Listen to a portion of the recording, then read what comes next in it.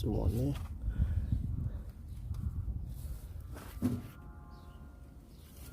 1, 2, 3, 4 bolts.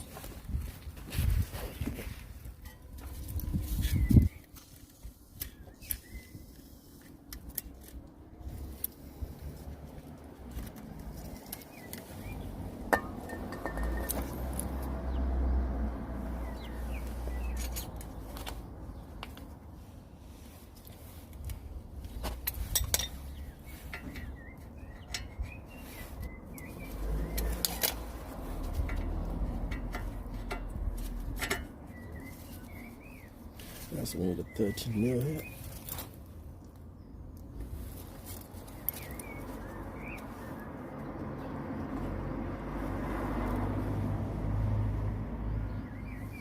There we go.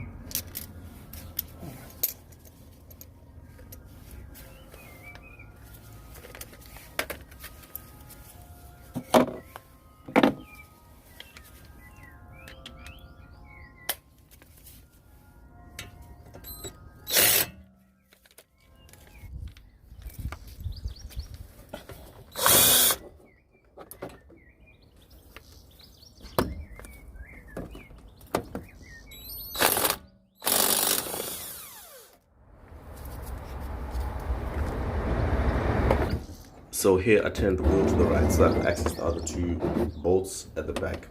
These 2 bolts are for the bearing.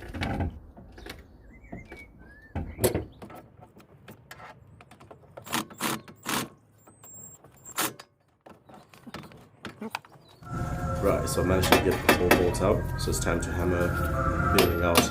I'm hitting it outwards. Slight taps, although you can hit it as hard as you want because you're not really going to use the bearing again.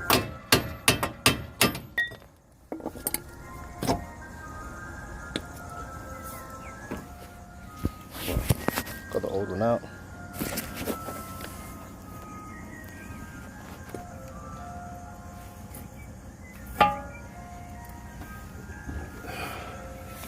The wheel coming in.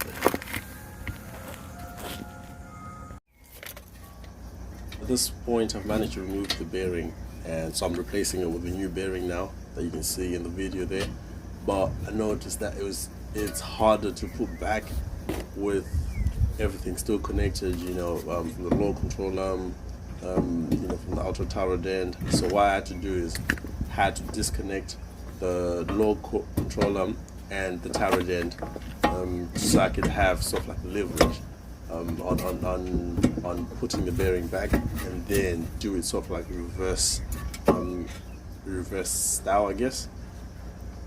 So yeah, as you can see here, I was struggling. So I've just left this part of the video just so that, you know, you can see how hard it can be if you try and put back the bearing whilst it's still connected, everything's still connected, so that you don't go through the same thing that I went through. So as you see in the next part, change off the whole shock and strut. So we need an 18 mil socket here to loosen it, and then afterwards I need to loosen in 3 rolls from this top strut mount strut. So I'll do this first and then try get this loosened out, you know, by hitting